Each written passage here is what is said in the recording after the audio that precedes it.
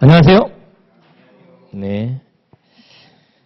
자, 6회짜리로다가 저녁번 마지막 파이널 3순환 파이널 강의인데, 이제 판례집을 일단 선택을 했고, 이게 뭐 해마다 그렇게 해왔어요. 그 다음에, 추가 프린트, 그 다음에 기출문제를 이제 하려고 해요. 기출문제는 많이 하면 좋지만, 시간 관계상이 있기 때문에, 그러니까 실제로 이제 법무사 다른 데로 다 공부량의 차이가 있고, 그래서 뭐 1, 2주를 말할 수는 없는데, 이 법원행정 주간 시험이 3개예요. 우리 법무사 시험하고, 그다음에 이제 법원행시하고, 이제 뭐 법원 승진이죠. 이제 법무사는 뭐 기출문제 7년간 기출문제집으로다가 풀어가니까 이제 그건 다 어느 정도 숙제 딸 거라고 보고, 숙제 쓸 거라고 보고, 나머지 이제 법원행시하고 법원 서기법 문제죠. 법원행시 문제는 이제 3월 달쯤에 이제 본 거고, 이제 해설을 이제 달아놨고, 이제 나름대로 나눠 드릴 거예요, 이제. 네, 서기법 문제는 가장 최근에 얼마 전에 본 거죠. 최근에 본 거 6월 21일인가 그때 봤죠. 그거 해갖고 이제 해설 달아서 편집한 것이고, 물론 법원 서기법가 법원행정처 주간 시험은 아니에요. 법원행시하고 법원 승진하고 법무사 시험이 우리 법원행정처 주간 시험이에요. 그렇지만 이게 기출 문제가 서로 크로스가 돼요. 법원 구급 시험이 법원 서기보거든요. 이 서기보는 물론 이제 법무부 아마 그 주간 시험에서 할 거예요. 근데 법무부라고 생각하시면 되겠어요. 그래서 법원행정 주간 시험은 아니에요. 그런데 이게 서로 크로스돼요. 시험 기출 문제가 유사 문제가 한두 문제씩은 꼭 나와요. 그러면은 그게 좀 이제 난이도가 있는 문제라든가 그 문제를 이제 보고서 들어가면 아무래도 이 느낌이 달라요. 시험 푸는 데 있어서. 시간도 빨리 절약될 수도 있고. 그러니까 기출 문제가 나름대로 위력이 있는 거예요. 똑같이 내는 경우도 있어요. 근데 똑같이 내는 경우도 그렇게 많지는 않은데 관련된 지문들을 이게 같이 비슷하게 낸다는 얘기인 거예요. 그래서 기출 문제가 연습하기엔 딱 좋은 거예요, 사실은. 답을 맞추는데 급급해서는 안 돼요. OX로다가 공부하시라고 그랬어요, 분명히.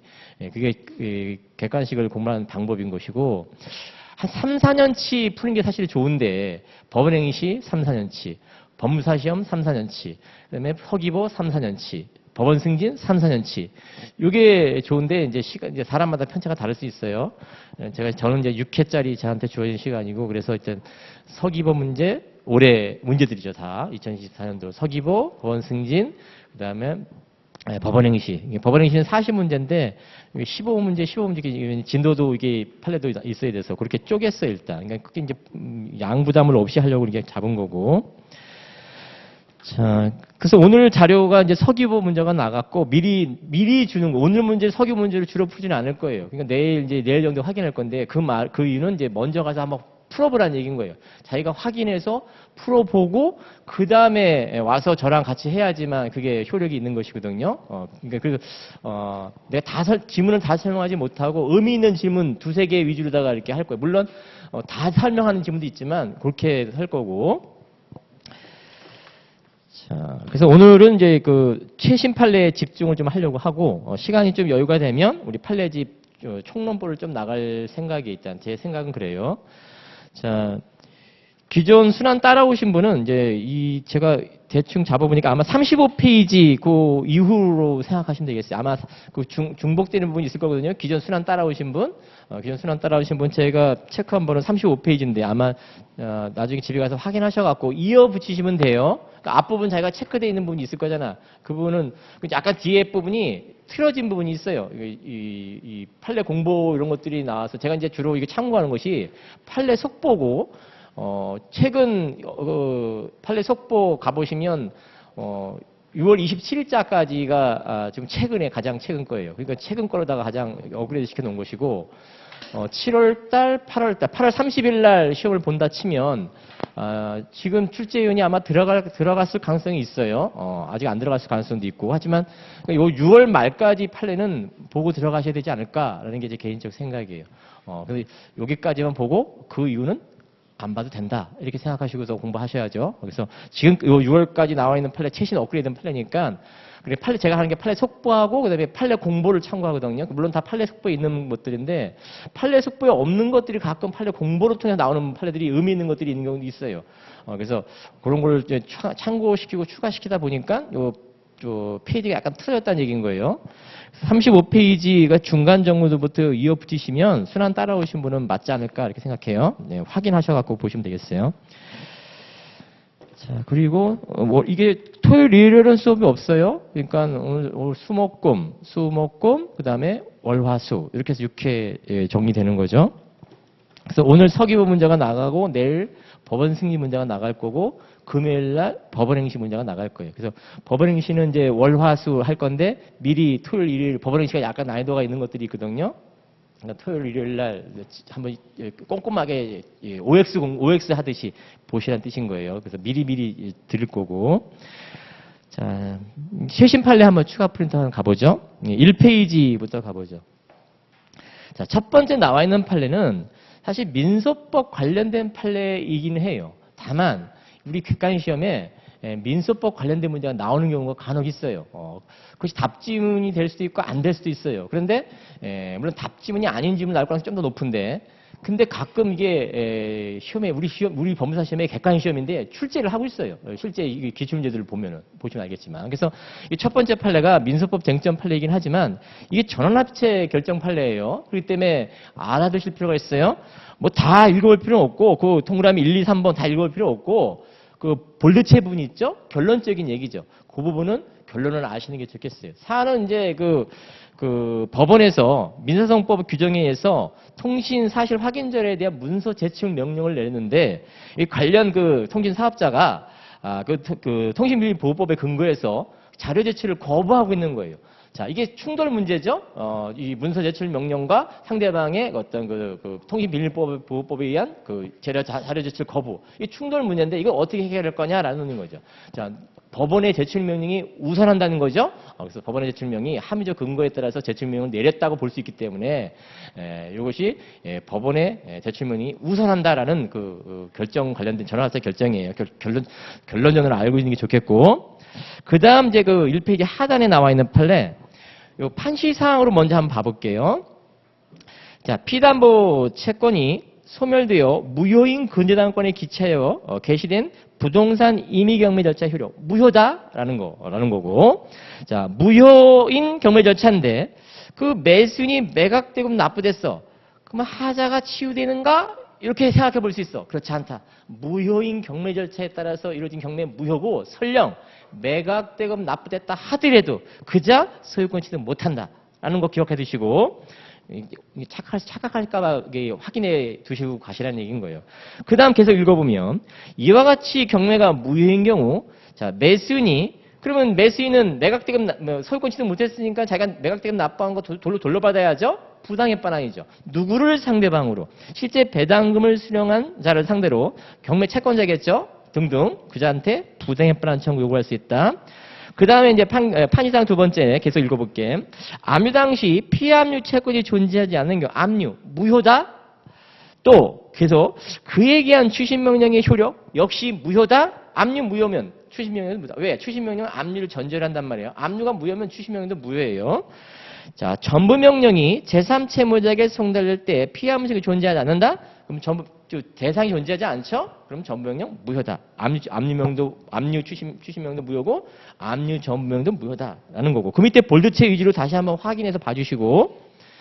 자, 주의할 점은 뭐냐 하면은 매각대금 납부됐다 하더라도 경매가 피담보채권이 존재 안에서 그 담보권 실행 경매가 무효면 매각대금 납부해도 무효다 하자 치유되지 않는다라는 거 조심하시고 2페이지 상단 가보시면 그 판결로지 2번 역시 볼드치 쭉 읽어봐 주시고 자, 첫 번째 볼드치 이런 말 나와 압류 당시 피담보채권이 존재하지 않는 경우 압류로서 효력이 없고 존재하지 않는 대상 압류이기 때문에 무효 압류죠.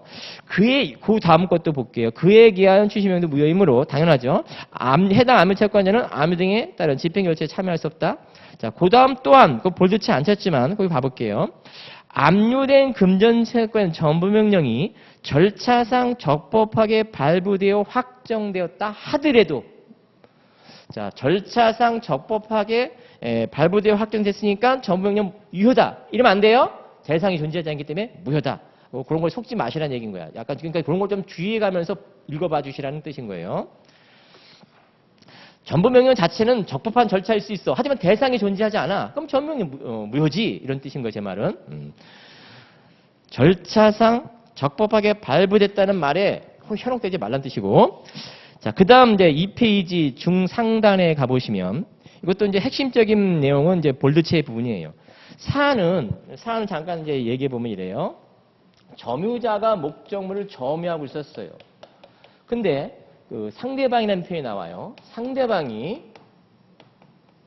상대방이 물리력을 동원해서, 즉 예를 들어서 조폭 등을 동원해서 물리력을 동원해서 강제로 뺏어왔어요. 강제로 뺏어왔어. 그러니까 이 점유자가 또 상대방 여자를 상대로 뺏어간, 자기가 목적을 잃어버렸잖아. 다시 뺏어왔는데 자력구제 범위를 초과했어요. 그러니까 이 사람도 물리력을 동원한 거예요. 자력구제를 초과해서 물리력을 동원해서 다시 이 사람도 뺏어왔어. 자, 이럴 때 이 상대방이 점유자를 상대로 점유보호청을 행사할 수 있냐? 안 된다. 이런 뜻인 거예요. 애당초 물리력을 동원해서 뺏어온 자잖아. 보호대상 아니다. 이렇게 보시면 되겠어요. 이 사람도 사실 뺏어올 때 물리력을 동원한 건 맞아요. 자력구제의 범위를 초과했어요. 그랬다 하더라도 상대방이 점유자를 상대로 다시 점유보호청구권, 점유해소청구권요 안 된다. 이런 취지인 거죠.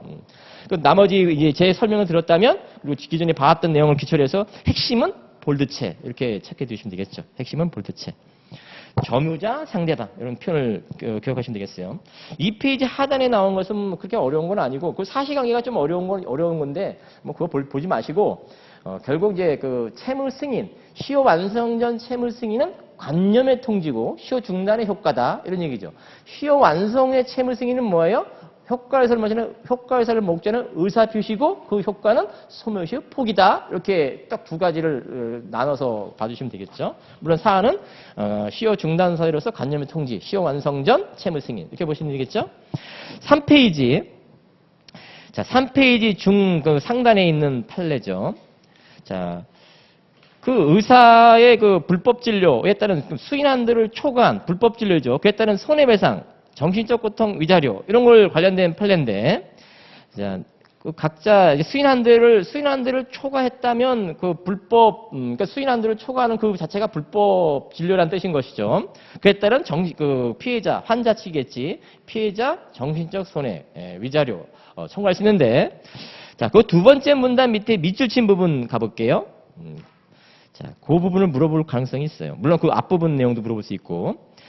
자, 그 두 번째 문단 세 번째 줄 밑줄 있죠? 수인 한도를 넘는 현저한 불성실한 진료로 인한 위자료는 환자에게 발생한 신체상 손해의 발생 또는 확대와 관련된 정신적 고통을 위자하는 것이 아니라, 이 말을 바꿀 수 있다는 얘기예요, 제 말은. 다시, 수인 한도를 넘는 현저한 불성실한 진료로 인한 위자료. 그게 어떤 의미냐? 결론부터 말하면 그 불성실한 진료 그 자체다 이 소리야. 손해가 발생했다 이런 문제가 아니란 얘기야. 다시 읽어볼게. 수인 한도를 넘는, 틀리기 쉬워요. 내면은 수인 한도를 넘는 현저히 불성실한 진료로 인한 위자료는 환자에게 발생한 신체상의 손해의 발생 또는 확대와 관련된 정신적 고통을 위자하는 것이다. 그럼 틀리기 쉽다 이렇게 물어보면 그게 아니라 불성실한 그 진료 그 자체를 말한다. 그래서 불성실한 진료 그 자체로 인하여 발생한 정신적 고통을 위자한 것이다. 말을 뒤로 바꿀 수 있다는 얘기야, 제 말은. 그러니까 조심하시라는 얘기고. 따라서 그 다음 읽어보시면 이해가 갈 거예요. 불성실한 진료로 인하여 이미 발생한 정신적 고통 중대. 그러면 별도 손해가 발생했는지 여부와 관계없이 바로 그냥 정신적 고통 그 자체로서 손해배상 청구할 수 있다 이런 뜻인 거예요.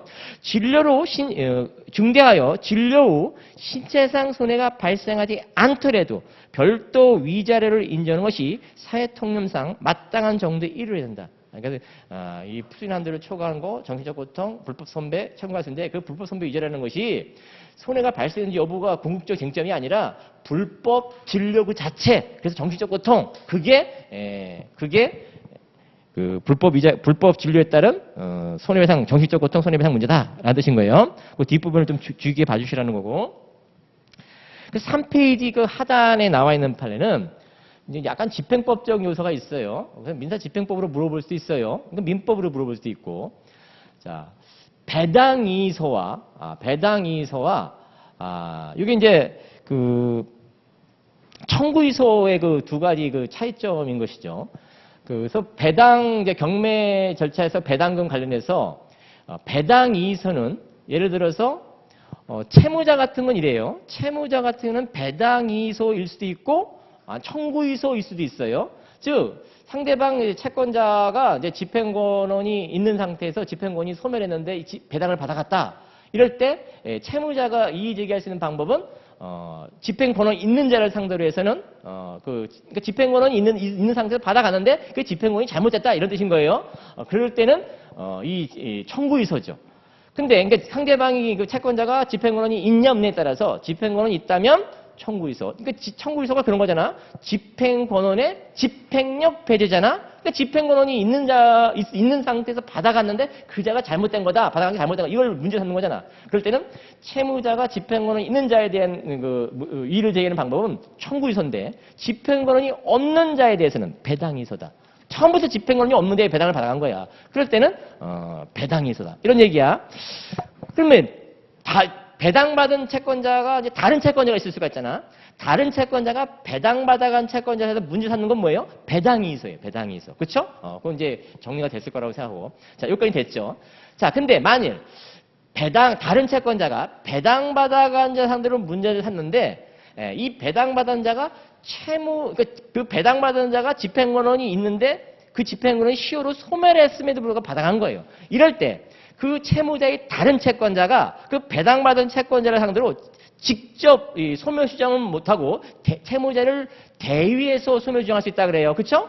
그 채무자의 다른 일반 채권자는 그 채권자의 그 소멸 시효 주장을 직접 주장 못하고 채무자를 대위해서 할 수 있다 그래. 이때 이 배당 절차에서 그 집행권은 있다고 생각한 자가 배당을 받아가는데 그것이 이 다른 채권자가 그 집행권이 시효 소멸했다고 주장하면서 이의를 제기하는데 자 이때 집행권은 있는 그 자를 상대로다가 채무자를 대위해서 이게 문제를 삼는 이의를 제기하는 거야. 이럴 때는 그러면 어떨 거냐? 설사 채무자를 대위해서 한다 하더라도 피해에 걸린 사실 채무자가 집행권 있는 자를 상대로 그러니까 청구의소 아니냐 이 소리야. 아니다.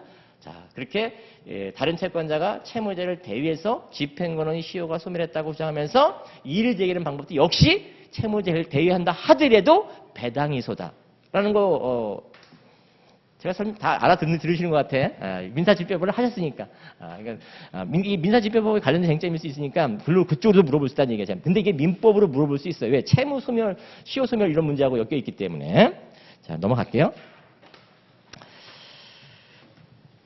어렵게 생각할 거라고 생각했는데 역시 민사집행법을 공부하셨으니까 쉽게 받아들이시니까 빨리 넘어갈게요. 자, 4페이지 하단에 나와 있는 부분이죠. 요것도 출제 가능성이 있는 거예요.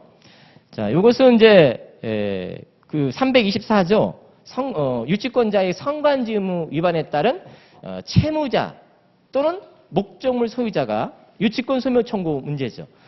유치권 소멸 청구 채무자뿐만 아니라 목적물 소유자도 유치 목적물 소유자도 그럴 수 있다는 얘기야. 자, 유치권 소멸 청구할 수 있다는 뜻이야.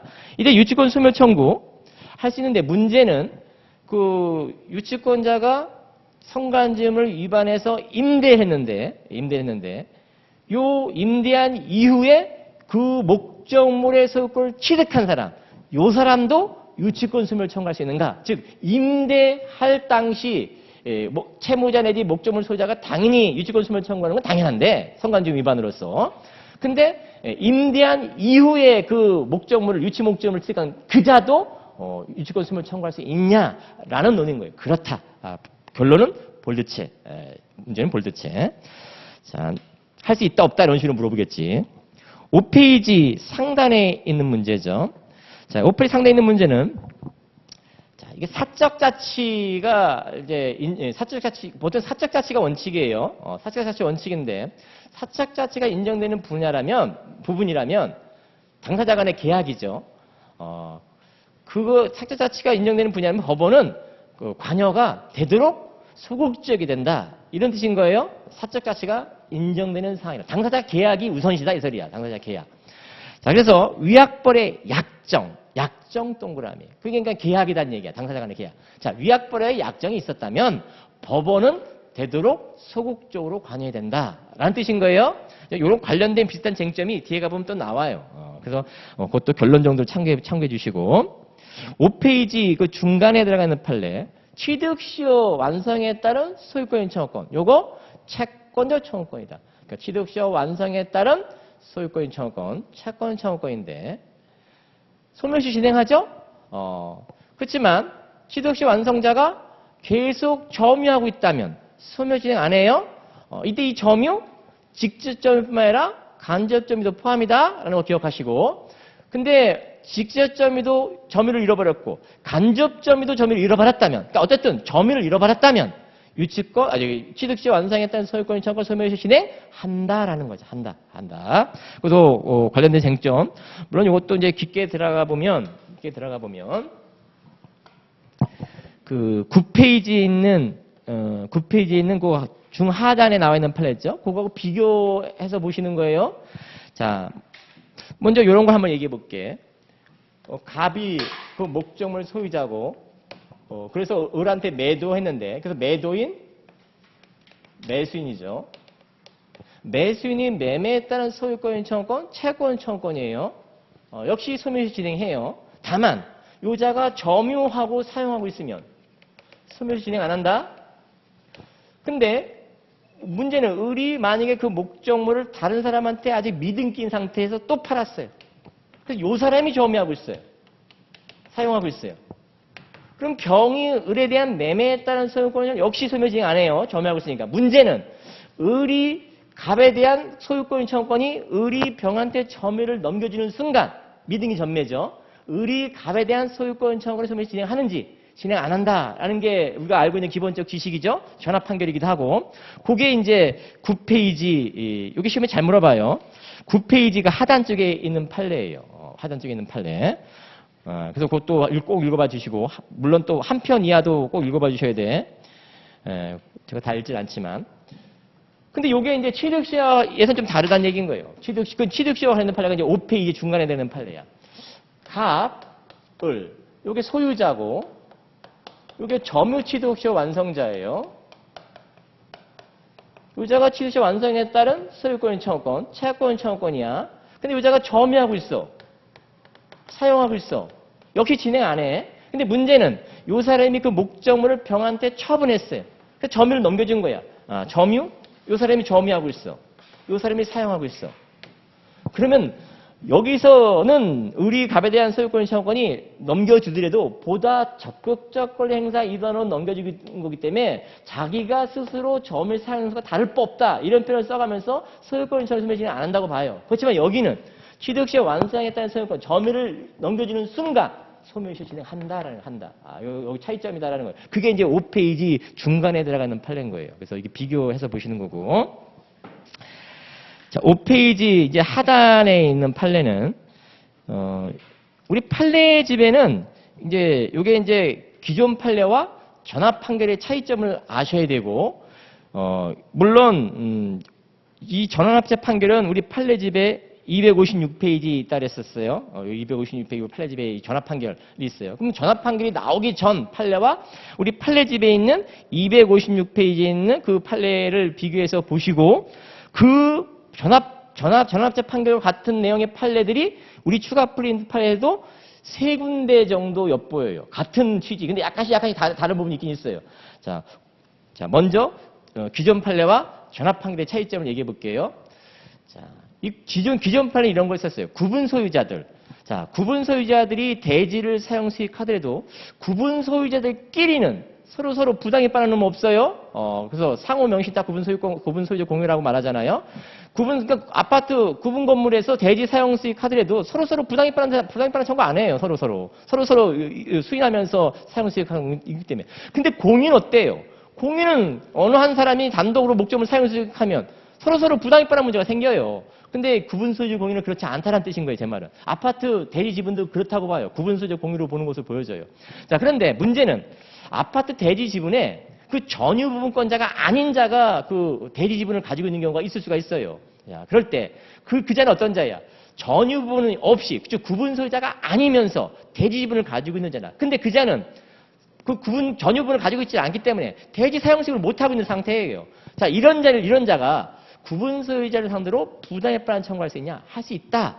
이때 기존 판례는 구분 소유자들한테 그자들이 적정한 대지 지분을 가졌든 안 가졌든 무조건 부당해빠른 대지 지분에 대한 자기가 사용 수익이 못하는 부분에 대해서 부당협반을 청구할 수 있다는 게 기존 판례 입장이었었어요. 근데 그게 폐기됐다고. 어떻게 폐기됐다고? 그것이 폐기된 내용이 우리 우리 그 판례집에 있는 256페이지에 있는 판례다에서 판례집에 있는 어떤 내용으로 적정 대지분권자한테는 부당협반을 청구 못하고 적정 대지분권을 가지지 않은 자한테는 즉 과소지분권이라는 표현을 써요. 그 자한테는 부당협반을 청구할 수 있다. 그 차익만큼 즉 적정한 대지지분권과 적정한 과소지분권 그 차이만큼 부당협반을 청구할 수 있다. 이해됐죠?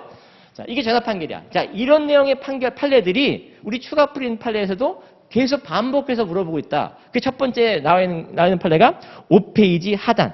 5페이지 하단. 읽어봐 주시면 되겠어요? 5페이지 하단. 볼드체 위주로. 그 사실관계 꼭 안 보셔도 상관없어요? 객관식. 그 주관식으로 물어봐서 좀 낮아 보이기 때문에 해설은 이제 참고로 사실관계 있잖아. 그건 참고로 보시는 거고 그 밑줄 내지 볼드체 특히 볼드체 위주로 봐주시는 거예요. 5페이지 하단. 또 어디 있냐? 10페이지 가보시면 10페이지 중간 정도에 그 판결로지 2번 있죠? 판결로지 2번 역시 그 볼드체 위주로 보시면 되겠어요. 또 하나 13페이지 중상단. 13페이지 중상단. 자, 여기서 이제 약간 차이 또 다른 부분을 좀 봐볼게.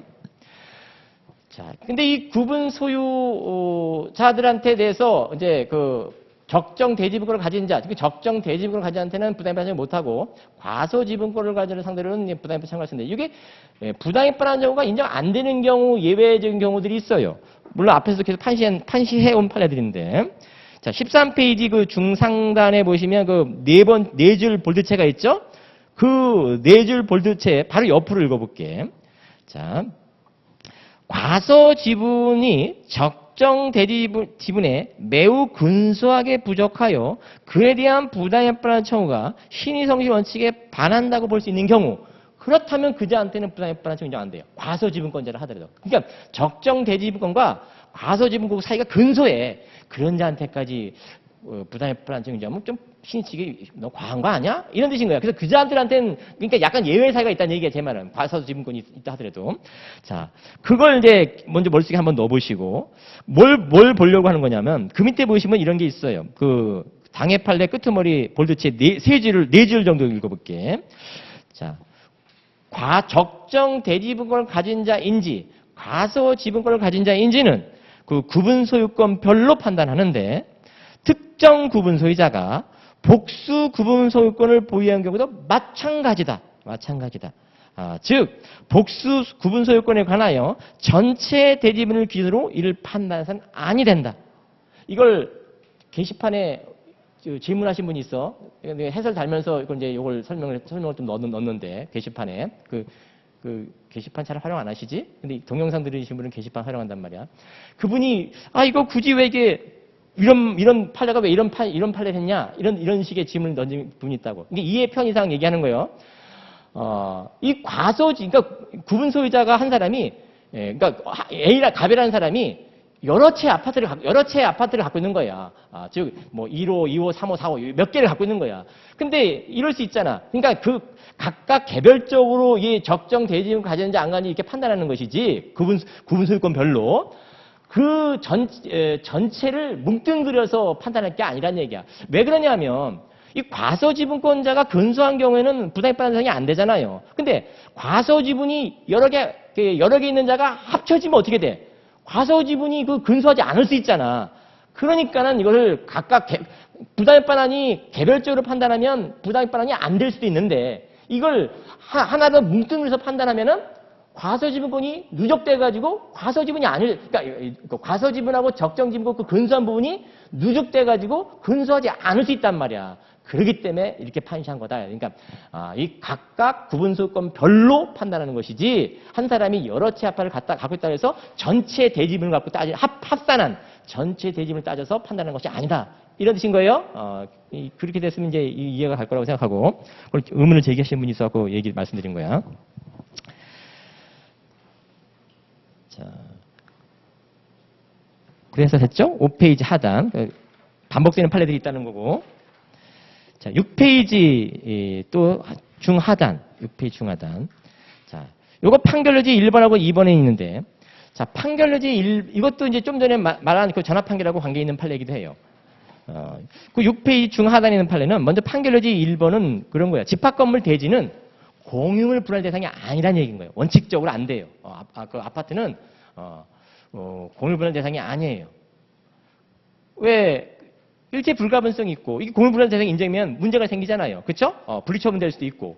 따라서 원래 아파트 대지는 공유물 분할 대상이 아닌데 판결유지 2번은 예외적으로 공유물 분할이 인정될 수도 있다. 이게 절대 안 된다 그러면 건 틀린 지문인 거예요. 그러니까 예외 판결유지 2번이 있기 때문에. 그러니까 판결유지 2번은 뭐냐면 좀 전에 말했듯이 그 대지 지분이 구분 소유적 공유자, 그러니까 구분 소유자가 가지고 있는 대지 지분과 그러니까 구분 소유자들이 가지고 있는 대지 지분과 구분 소유자가 아닌 자가 대지 지분을 가지는 경우가 있을 수 있다 그랬어. 그러니까 구분 소유자가 아닌, 즉 전유분을 소유하고자 않은 자가 대지 지분권만 가지고 있는 자가 있을 수가 있는데 그런 경우에는 예외적으로 공유물 분할이 인정될 수 있다라는 취지를 하는 거예요. 물론 그 경우에도 자 공유물 분할은 현물 분할, 대금 분할, 가격 배상 있을 수가 있어요. 근데 여기서 공유물 분할이 인정되는 의미는 가격 배상을 말해요. 가격 배상. 즉 구분 소유자가 아닌 대지 지분권 환자한테는 금액으로 환산해지고 그 사람이 가지고 있는 대지 지분을 구분 소유자한테 이전시켜주는 그런 형태의 가격 배상이죠. 무슨 말인지 알겠죠?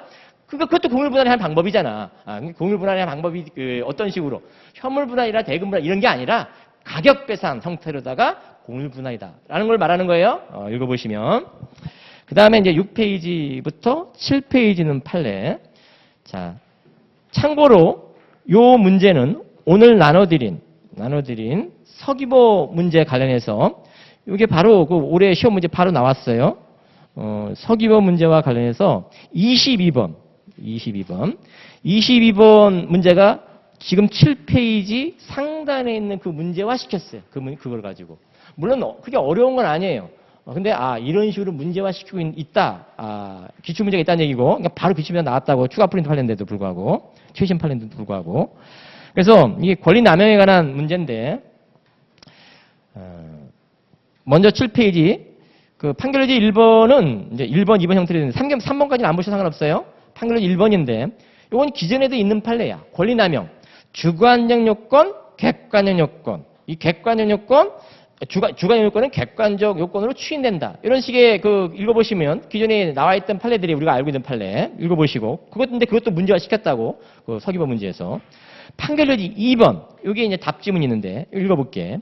어떤 토지가 개설 경위를 불문하고 일반 공중을 통해 공용되는 도로 즉 공로 공적인 도로다 이런 얘기야. 공적인 도로 공로가 되면 그 부지 소유권 행사는 제약을 받게 되며 이는 소유자가 수인하여야만 하는 재산권의 사회적 제약에 해당한다.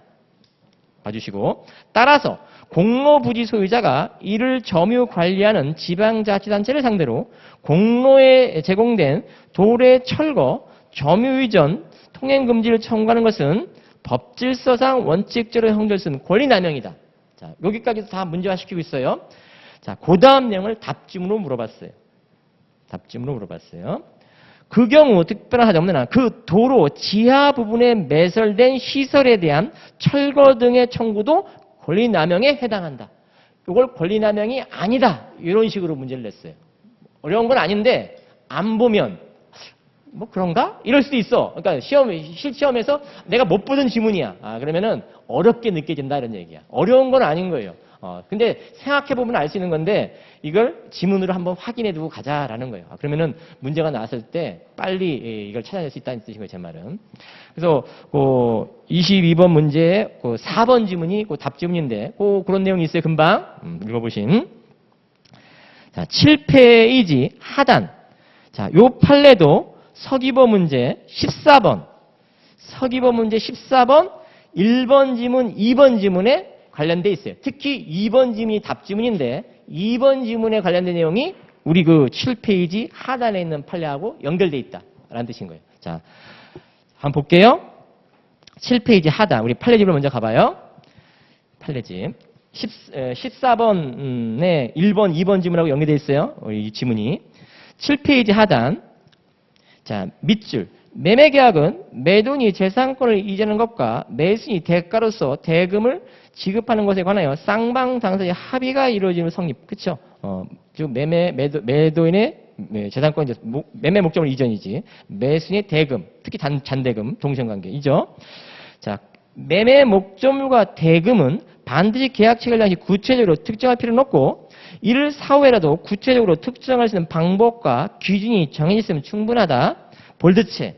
그 약정된 기준에 따른 대금액 산정에 관하여 당사자 간의 다툼이 있다면 법원이 이를 정할 수밖에 없는데 뒤로 넘어가 보시면 그걸 물어보고 있어요. 매매대금 X를 일정 기간 후 시가에 의하여 정하기로 하였다는 사유만을 들어 매매계약이 아닌 매매예약이라고 단정할 것은 아니다. 그렇게 안 해도 그 매매대금 X를 일정 기간 후 시가에 의하더라도 그냥 매매계약이 성립된 걸로 본다 이 소리인 거예요. 제 말은. 예약이 아니란 얘기야. 근데 그 14번 문제 2번 지문에 가보면 예약이다 이렇게 틀리게 지문을 물어보고 있어요. 이거 읽어보시면. 자, 그 밖에 그것도 물어보고 있어. 그 밖에 특별한 사정이 없는 한 이행 시기, 이건 매매계약의 주된 내용이 아니라는 얘기야. 이행 시기, 이행 장소, 담보 책임 등에는 합의가 없었다 하더라도 매매계약이 성립하는데 지장이 없다.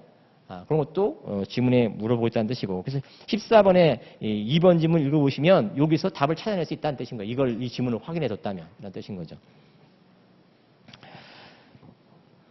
14번에 나머지 3번, 4번 지문 것도 읽고 3번은 기존에 있는 판례들이에요. 최근 추가 프린트 판례 들어있는 판례는 아니고 1번, 2번 지문이 최신 판례, 추가 프린트 판례 들어있는 판례 내용이죠. 4번 지문도 기존에 있었던 내용이고요.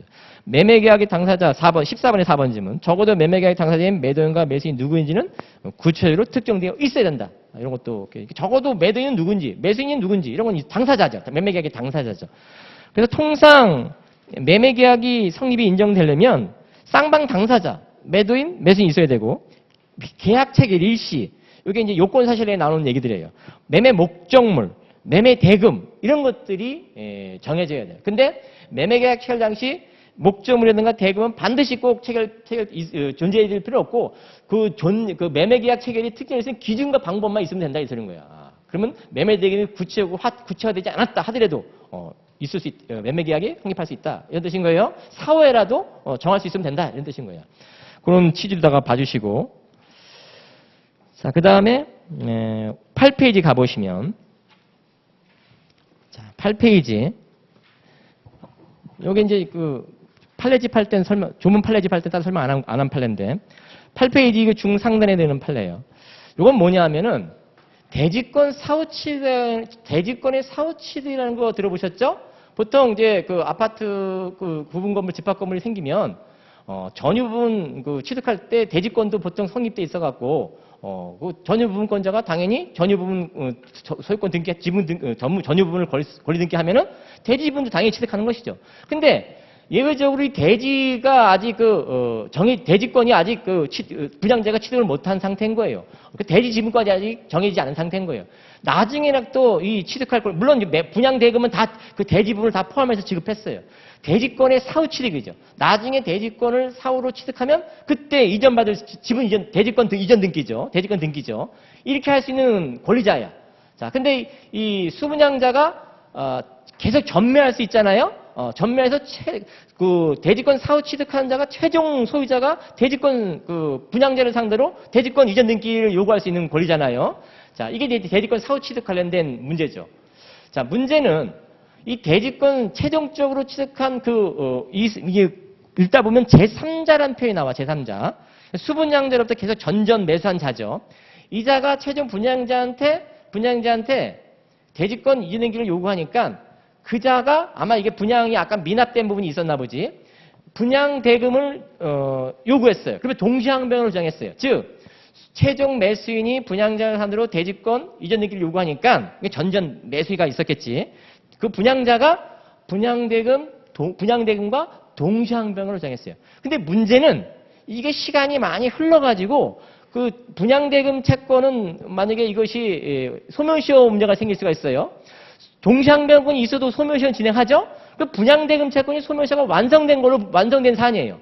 분양대금 채권 소멸시효가 완성됐는데 이때 그 분양 최초 수분양자가 아닌 전전 매수한 이 제3자도 그 분양대금이 시효가 소멸했다고 주장할 수 있냐 이런 소리야. 할 수 있다 이런 얘기야. 이해관계이기 때문에. 그렇죠?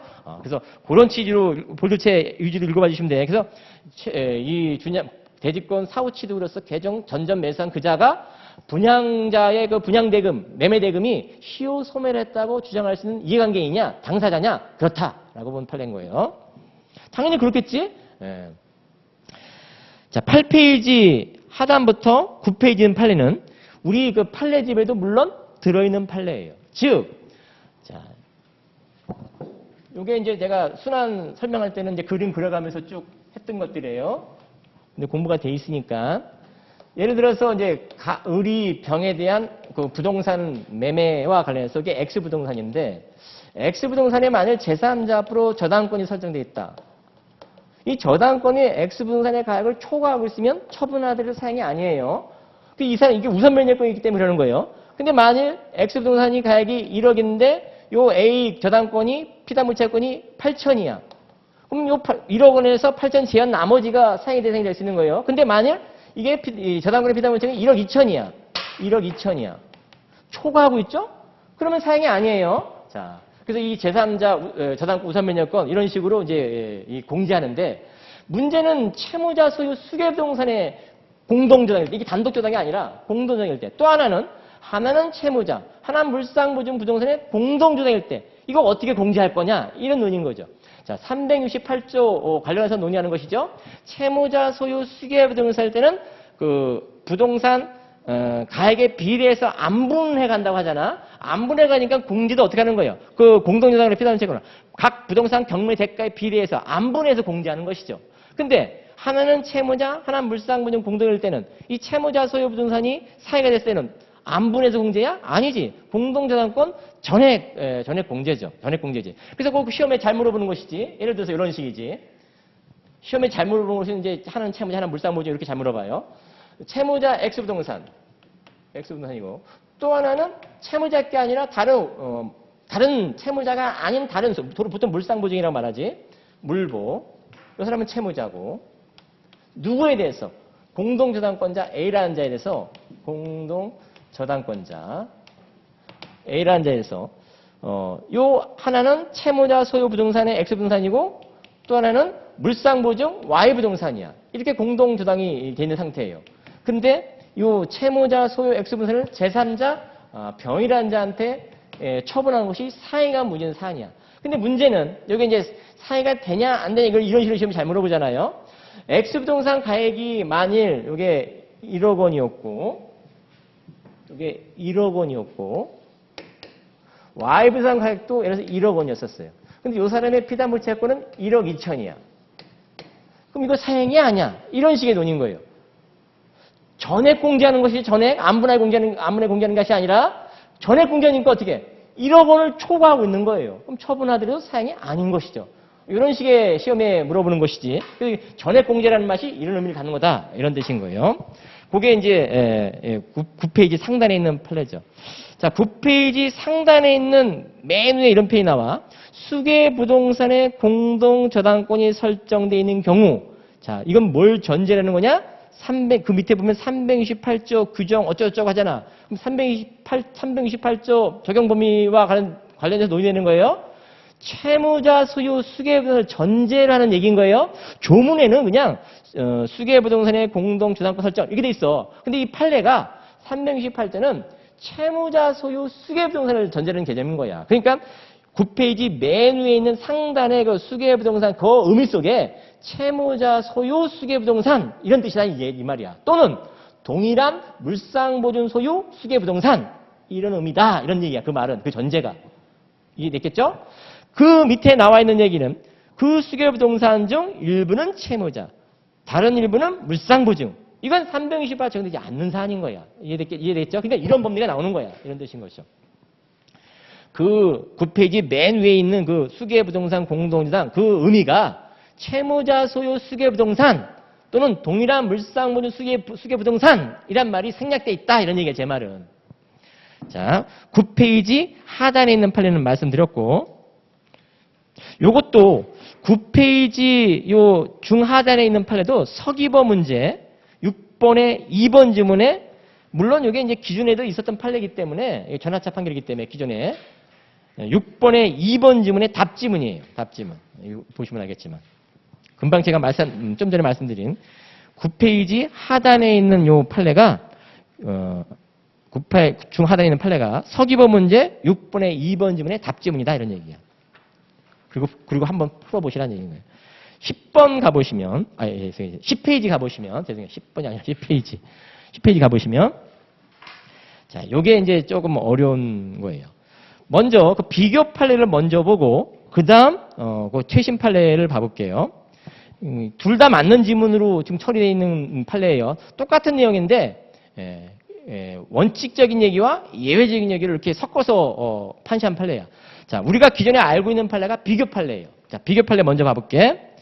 일종의 허위 친생자 출생 신고, 그것이 무행의 전환에 따라서 또는 무행의 추인에 따라서 예외적으로 입양의 효력이 있을 수가 있잖아. 허위 친생자 출생 신고가. 그래서 입양의 효력이 인정될 수 있는데 무행의 전환 또는 무행의 추인, 이 법리에 따라서 138조, 139조 이 법리에 따라서, 자, 비교 판례. 그랬을 때, 자, 네 번째 줄, 비교 판례 네 번째 줄, 허위 친생자 출생 신고는 밑줄로 따라가 볼게. 입양 신고 기능을 발휘한다. 무행의 전환, 무행의 추인 법리에서. 자, 파양에 의하여 그 양친자 관계를 해소할 필요가 있는 등 특별한 사정이 없는 한. 자, 바로 볼드체 가볼게. 친생자 관계 부존재 확인 청구는 허용될 수 없다. 자, 똑같은 판례 사안인데, 자, 위에 최신 판례 가볼게. 볼드체만 볼게. 파양에 의하여 양친자 관계를 해소할 필요가 있는 등 특별한 사정이 있는 경우라면, 친생자 관계 부존재 확인 청구가 허용될 수 있다. 이 둘 다 맞는 지문이에요. 이런 식의 문제를 내면, 그러니까 원칙적인 얘기와 예외적인 얘기를 지금 서로 판시상을 달리해서 지금 표현하고 있다. 이런 얘기예요, 제 말은. 둘 다 맞는 표현이라는 얘기고. 근데 우리가 알고 있는 기존 지식은 비교 판례다, 이 소리야. 비교 판례. 근데 최신 판례도 있다, 이런 얘기야. 자, 10페이지, 요건 10페이지, 10페이지 요 하단에 있는 판례는, 그 판결문지 1번은 계약 인수 관련된 얘기니까 어렵지 않아요. 이 계약 인수 포괄적 권리의무 승계죠. 3명계약으로 이런 것도, 이거 내가 법원 승진 시험 문제에서 본 것 같은데, 내가 법원 서기법 문제하고 법원 승진 문제는 내가 오늘 풀어봤거든요.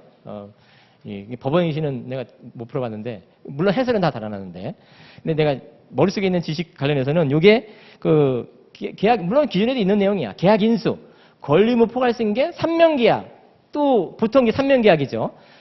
근데 그러니까 채권자, 채무자, 인수인 3명계약인데, 근데 이럴 수 있다는 얘기지.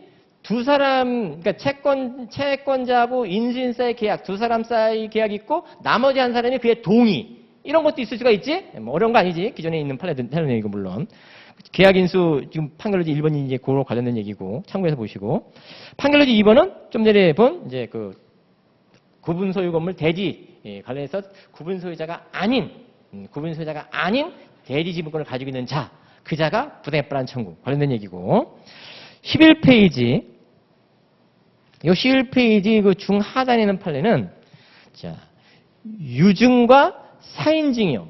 자, 유증은 단독행위고 사인증에는 계약이에요. 근데 사인증에도 유증에 관한 규정을 준용하는 규정은 있어요. 다만 사인증에가 계약이기 때문에 유증과 관련된 그 단독행위와 관련된 그 유증의 방식이 있죠. 방식을 사인증의 계약이기 때문에, 그러니까 유증의 그 방식이 뭐뭐 있어요. 자, 녹, 공, 비, 구. 그 5가지는 사인증에 인정될 수 없어요. 유증의 방식이라고 말하죠. 유증은 단독행위고 사인증은 계약이기 때문에. 근데 이 사안은 어떤 사안이냐면, 그 유언자가 그 자식들한테 공통적으로 재산을 분배하는 의미로서 유증을 해줬어요.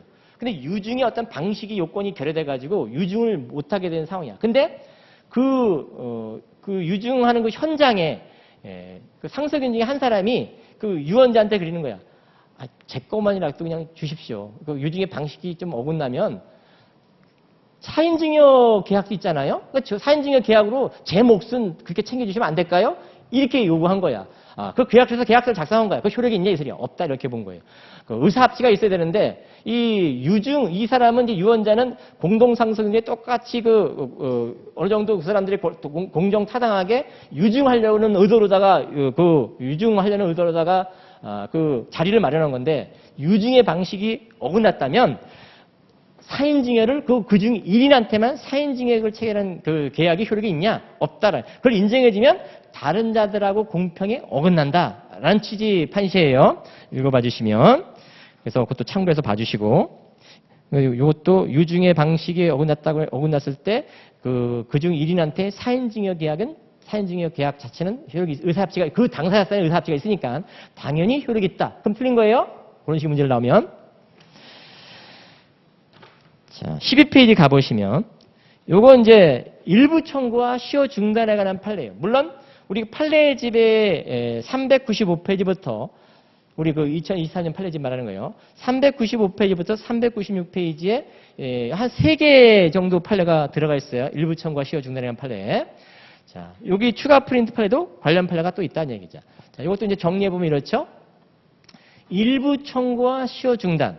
자, 일부 청구임이 명백하게 밝히면서, 예를 들어서, 10억 원 손해배상인데, 내가, 한 4억만 미리 청구해보는 거야. 간을 보는 거죠. 그랬다면, 명시적 일부 청구하면서. 그러면 시효 중단은 명시적 일부 청구한 부분만 시효 중단돼요. 나머지, 6억은 시효가 소멸해버릴 수 있어요.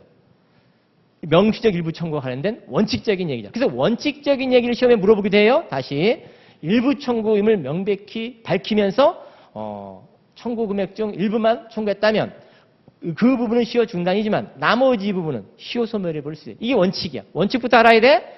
다만 일부 청구임을 명시해서 밝혔지만 청구 원인 속에 내가 장차 청구 취지 확장할 의도로서 감정평가 나중에 해서 나머지 부분을 청구 취지 확장하겠다라는 것을 밝히고 일부 청구했다면 그러면 나머지 부분이 당연히 시효 소멸되는 건 아니에요. 자, 다만 요건이 필요해. 나머지 부분이 시효가 소멸 안 되려면 나머지 부분이 시효가 중단되려면 당해 소송이 끝날 때까지 잠부를 청구 취지 확장해야 돼요. 그래야지만 일부 청구한 왜 잠부 청구한 시점과 일부 청구 취지 확장한 시점과 일부 청구한 시기가 다를 수가 있잖아. 그 일부 청구한 시점을 소급해서 나머지 잠부도 시효 중단을 인정해 줄 수 있겠냐 이런 논의인 거예요. 그래서 다시 원칙 일부 청구를 명백히 밝혀서 일부 청구했다면 그 부분만 시효 중단되고 나머지 시효 소멸이야. 근데 예외가 있다고. 일부 청구했지만 내가 잠부를 장차 청구 취지 확장을 의도다라고 밝히면서 일부 청구했다면 나머지 부분은 시효 중단될 수 있는데 근데 시효 중단될 수 있으려면 일부 청구한 시점으로 소급해서 시효 중단될 수 있으려면 당해 소송이 끝날 때까지 잠부 청구 취지를 확장해야 돼요. 확장 안 하면 시효 소멸이다 해서요. 나머지 잠부는. 근데 또 예외가 있어. 당해송이 끝날 때까지 당해송이 끝날 때까지 청구 취지 확장 안 했다 하더라도 그 당해송이 끝날 때까지 계속 최고하고 있다고 볼 수 있기 때문에 당해송이 끝난 때부터 174조를 적용시켜서 최고법리죠. 당해송이 끝날 때부터 6월 내 잠부를 청구했다면 그러면 174조 법리로 일부 청구한 시점을 소급해서 소멸시 중단을 인정해 주겠다라는 취지 판례. 그것까지도 우리 95페이지, 396페이지 가보시면 거기까지 판시가 나와 있다는 얘기야. 그래서 거기까지 쭉 봐주셔야 된다. 12페이지 하단부터 13페이지 걸쳐있는 판례죠. 조합. 자, 이것도 그 비교, 참고 판례하고 이게 나눠놨는데 이건 뭐냐 하면 자, 조합원이 탈퇴하면 조합은 해산 청산되는 거 아니에요. 조합 관계는 그대로 유지되는 거예요. 이럴 때 조합원이 탈퇴하면 어떻게 돼요? 지분환급 청구권. 지분환급 청구권 어떻게 해? 719조. 특히 2항. 어떻게? 금전으로 환산할 수 있다. 금전으로 반환할 수 있다. 판례? 금전으로 반환해야 한다. 맞는 지문이야? 자, 조문은 금전으로 환산할 수 있다. 이렇게 돼 있어. 하지만 판례는 더 나아가서 금전으로 반환해야 된다. 이렇게 보겠다고. 다시. 조합원이 탈퇴, 해산한 청산 아니야? 그 말은 조합관계가 유지된다 이런 뜻이야? 그러면 지분환급 청구권이라고. 이 지분환급 청구권 719조 2항이라고. 금전으로 환산할 수 있다. 맞는 지문. 금전으로 반환할 수 있다. 맞는 지문. 부동산으로 출연했다 하더라도 금전으로 반환한다. 이런 얘기야, 제 말은. 판례는 더 나아가서 금전으로 반환해야 한다. 이게 있어. 맞는 지문. 이해됐죠? 무슨 말인지? 둘 다 맞는 지문이다 이 소리야. 관련해서. 그러니까 금전으로 반환해야 한다. 이렇게 나오면 맞는 지문으로 체크해 가시라는 얘기야, 제 말은. 조문은 금전으로 반환할 수 있다. 이렇게 돼 있어. 근데 그런 객관식 문제가 있다고. 자, 이건 이때 지분. 지분은 어떻게 산정할 거냐, 이서 지분. 지분 어떻게 산정할 거냐. 손익분배 비율이다. 손익분배 비율. 그런데 손익분배 비율이 당사자의 약정이 있으면 그게 따르는데 손익분배 비율을 모르면 할 수 없이 출자가액에 비례해서. 자, 참고는 자, 그러면 조합원이 탈퇴하면 지분환급 청구권이고 이때 지분은 원칙 손익분배 비율이다. 자, 원칙 출자가액 비율이 아니다 이런 얘기야, 제 말은. 그렇게 하면 이게 좀 어려운 지문이야. 원칙 조합원이 탈퇴했는데 원칙적으로 출자가액에 비례해서 분배한다. 그럼 틀린 거라고, 그 지문은. 원칙적으로는 손익분배 비율이라고. 이게 해산청산이 아니기 때문에. 해산청산은 출자가액 비례해서 자녀재산 분배예요. 자, 조합이 해산하면 자녀재산 분배예요? 지분환급 청구는 아니야? 조합원이 탈퇴하면 지분환급 청구야? 조합이 해산하면 자녀재산 분배야? 근데 조합원이 해산하게 되면 어떻게 한다고? 출자가액 비례해서 자녀재산 분배예요. 근데 조합이 해산하는 게 아니라 조합이 유지되는 거, 해산이 아니라 탈퇴, 지분환급인데 이때 지분은 손익분배 비율이라고, 원칙. 근데 손익분배를 몰라. 그럼 할 수 없이 출자가액 비율. 무슨 말인지 알겠죠? 그래서 그걸 약간 디테일한 부분이 있어. 체크해 주셔야 되는데. 13페이지 중간에 드는 판례 말씀드렸고, 자, 13페이지 하단에 있는 판례. 자, 요것은 이제 사행위 개념 정의를 하면서 공동담보 부족상태를 유발 심화시키는 행위, 채무 초과 상태를 유발 심화시키는 사행인데, 자, 이때 14페이지 가보시면 이때 사행위가 된다 안 된다라는 사실은 취소채권자가 주장 증명해야 될 사안이에요. 요건사실이기 때문에 사행위 채권자 취소권의 요건사실이 뭐예요? 취소채권자가 주장 증명해야 될 게 뭐야? 피부연 채권, 채무자의 사행위, 채무자의 의사까지 취소채권자가 입증해야 돼. 그러니까 사행위 누가 입증해야 돼? 취소채권자가 입증이죠. 공동담보 부족상태를 유발 심화시키는 행위다. 채무자가 처분한 행위가. 그거 누가 입증? 취소채권자가 입증. 어려운 거 아니야? 그게 판결로지 1번에 관한 얘기다. 자, 판결로지 2번은 자, 이때 이 채무자가 여러 채권자 중 어느 한 사람한테 변제했어요. 사실 근데 그게 채무 본제에 따른 변제가 아니야. 그럼 사행일 수 있어. 자, 이때 채무 본제에 따른 변제가 아니어서 사행인데 이때 채무자 중에 여러 채권자들은 어느 한 사람한테 다른 채권을 양도하는 일종의 대물 변제라고 볼 수 있어요. 다른 채권을 양도하는 것도 사행인데, 자, 이때 볼드체 양도된 재산을 양도해줬으니까 적국 재산이 줄어든 거잖아요. 적국 재산 제외했다면, 근데 여러 채권자 중 한 사람한테 변제했으니까 뭐예요? 그것이 사행이 될 수 있는데, 이 소국 재산도 줄어든 것이잖아. 그래서 적국 재산 제외했다면 특별한 하자 없는 한 위 특정 채무 중 양도된 재산과 같은 금액에 해당하는 부분도 소국 재산에서 제외된다. 그래서 사회성 여부를 판단할 때 고려해야 된다. 이런 뜻인 거예요. 뭐 어려운 건 아니에요. 자, 14페이지. 요게 이제 숙박업자와 관련된 얘기인 거예요. 자, 이건 이제 뭔 얘기냐면 자, 임대차에서 일시 임대차, 숙박계약, 임대차, 주택임대차보호법 적용 범위야 아니야? 그것부터 먼저. 주택임대차보호법 관련해서 숙박계약, 일시 임대차야. 일시 임대차, 주택임대차보호법 적용 받아 안 받아? 안 받아. 받는다 그러면 틀린 거야 그것도? 자, 안 받아. 그러니까 주택임차라고 비슷한 점도 있고 다른 점도 있는데 주택임대차 그렇다고 해서 같은 점이 있다고 해서 주택임대차보호법 적용 받아? 안 받아. 일시 임대차는 주택임대차보호법 적용 범위가 아니야. 아니라고. 그러니까 그것도 일단 기본적으로 보시고. 자, 또 하나는 여기는 이 판례 쟁점은 핵심은 이거예요. 임대차는 임대인이 임차인의 그 보호무가 있어 없어? 생명, 신체, 안전, 배려 보호무가 있어 없어? 없어? 그럼 임대인은 뭔데? 사형수익하게 할 의무죠. 신체 안전, 배려 뭐 이런 거 없어요? 임대인? 숙박계약은 있어. 숙박계약은 있다고. 거기 일단 기본적 차이점이고. 또 하나 임대인, 임차인 쌍방 귀책 사이 없이 임차 목적물이 소실됐어. 근데 자연재해는 아니야. 누구 귀책은 분명히 있어. 그랬을 때 누가 최종적으로 성간지물을 부담해요? 누가 최종적으로 성간지물을 부담해? 임차인이 성간지물을 부담해. 임차인이 내가 선량한 관리자의 주의를 다했다라고 입증 못하면 임차인이 책임져야 된다고. 임대인의 귀책이 명백해. 그럼 임대인 책임지는 거야. 화재와 관련해서. 임차인 귀책이 명백해. 그럼 임차인 책임지는 거야. 근데 누구 책임인지 모르겠어. 귀책은 있는데. 자연재해는 아니야. 왜? 자연재해는 뭔데? 위험부담 문제. 자연재해는 아니고 누구 귀책은 있어. 그러니까 손해배상 문제야. 채무불이행에 따라 손해배상 문제인데 누구 귀책인지 모를 때 최종적으로 위험부담을 성간지물을 누가 부담해? 임차인인 것이죠. 임차인 성간지물을 다하지 못하면 임차인이 책임져야 돼요. 그 화재와 임차 목적물 소식과 관련해서. 이게 임대차가 하는 얘기잖아요. 그러면 숙박계약도 그러냐 이 소리야. 숙박계약. 숙박계약도 그 숙박업자와 그 고객이죠. 누구 귀책인 분명히 있는데 누구 귀책인지 모르는 상태야. 근데 화재가 났어. 소실됐어. 숙박 건물이. 그럼 누가 책임을 지냐 이 소리야. 누가 성간지물을 최종적으로 부담시키냐 이 소리야. 숙박업자다. 숙박업자.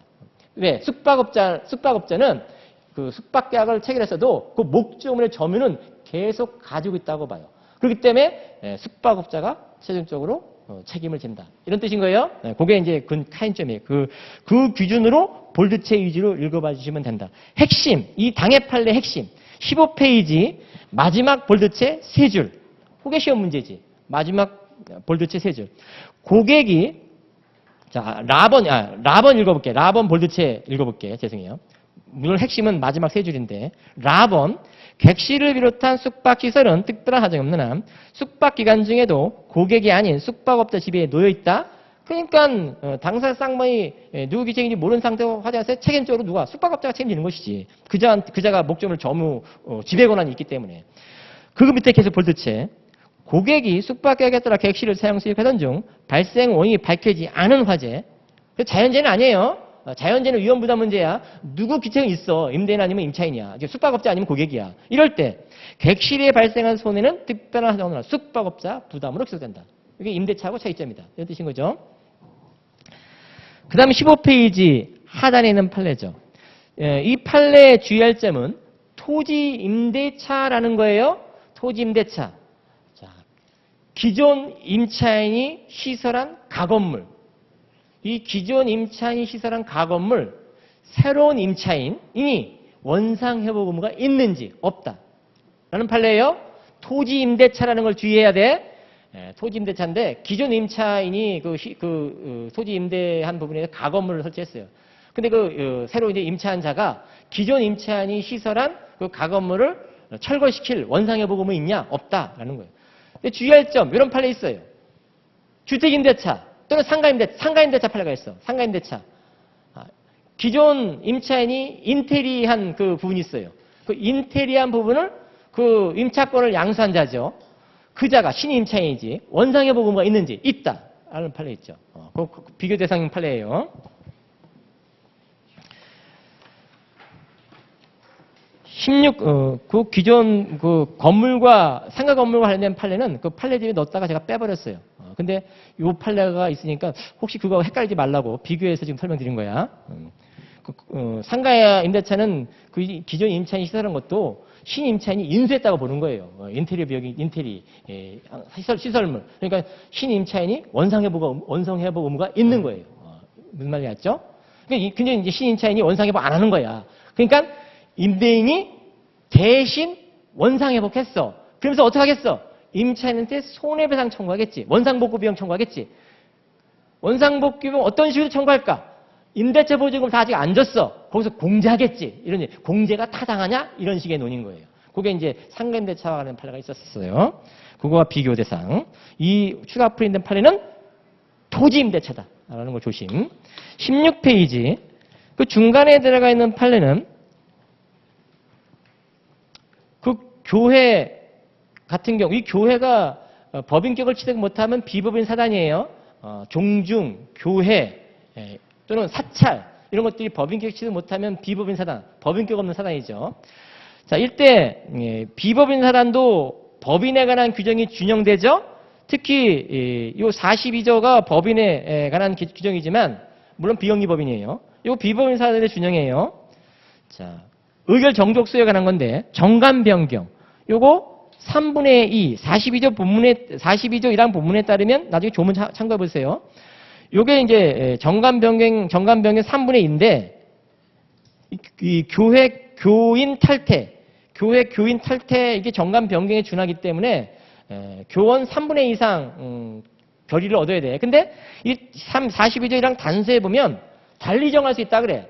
그러니까 달리 정할 수 있기 때문에 3분의 2가 아니어도 이 정관 기타 규약에 어떤 달리 정하는 규정이 다른 규정이 있다면 달리 정해서 3분의 2가 아니어도 정관 변경, 교인 탈퇴 의결할 수 있다. 이런 뜻이 판례인 거예요.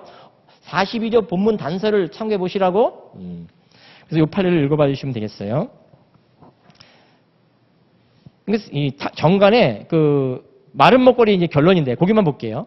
교회 정관에 공동의회의 소속 교단 탈퇴, 교인들이 탈퇴하는 거예요. 그러니까 정관 변경에 준하는 거지. 의결 정족수 권한을 두고 있는데 해당 의결 정족수 요건이 민법 42조 1항 본문에 정한 의결 정족수 요건에 비해 완화돼 있어요. 그건 무효 아니냐 이런 얘기야. 아니다 이 소리야. 왜? 42조 1항 단서가 달리 정할 수 있기 때문에. 이런 뜻인 거예요. 16페이지부터 17페이지. 좀만 더 할게. 내가 의도한 진도가 안 나갔어. 16페이지, 17페이지 좀 더 해볼게요. 자, 요게 시험에 나올 가능성이 높아요. 이 재산 분할 심판 청구. 자, 이런 것부터 얘기해 볼게요. 소치야. 민사소송, 물론 이제 민사소송법 얘기인데, 민사소송법 266조 2항, 물론 17페이지 그 볼드체 바로 위에 있어요. 그 민사소송법 266조 2항에 가보면 이런 게 있어요. 소송을 제기했는데 소치하하려면 상대방 동의를 필요한 경우가 있어요. 그게 어떤 경우냐면 상대방이 답변서 내지 준비서면을 내는 거예요. 답변서 내지 준비서를 내면은 소송은 소치하려면 상대방 동의를 얻어야 돼. 만약에 답변서 준비서를 안 낸 상태라면 상관없어요. 마음대로 소치할 수 있어요.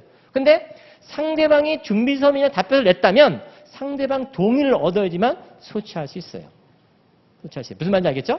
자, 이런 법리가 이혼소송 제기하면서, 자, 이혼소송은 그럴 수 있어. 근데 이혼소송 제기하면서 재산분할 청구를 같이 했는데 이 재산분할 심판 청구를 취하했어.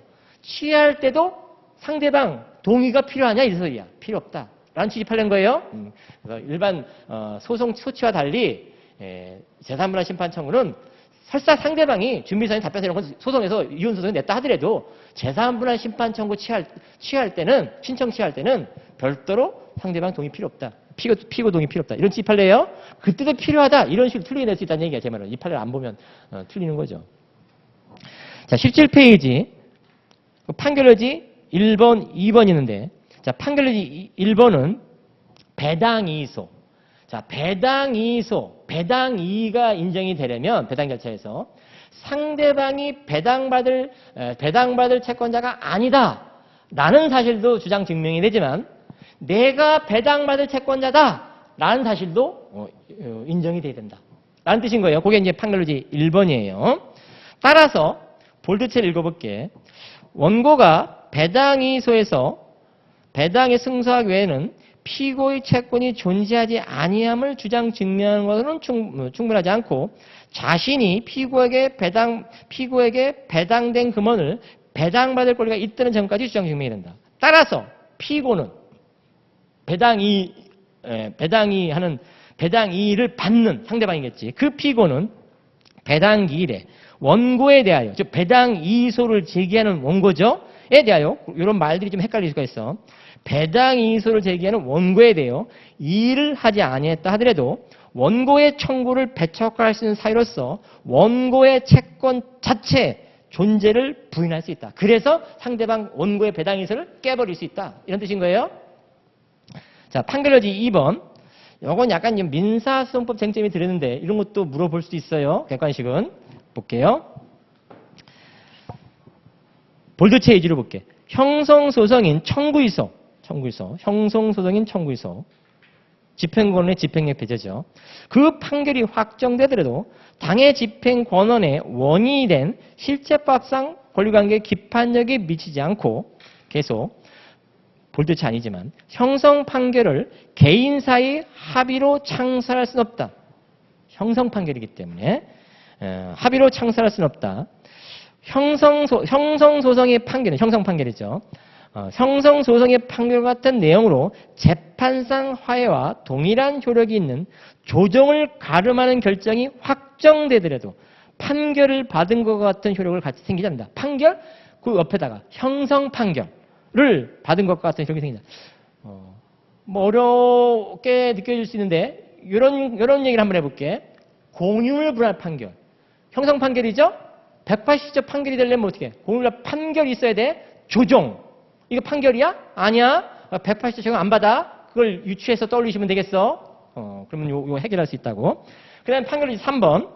재판상 화해는 확정 판결과 같은 효력이 있어 기판력이 생기지만 그 기판력은 재판상 화해 당사자가 아닌 제3자에 대해까지 미친다고 할 수 없다.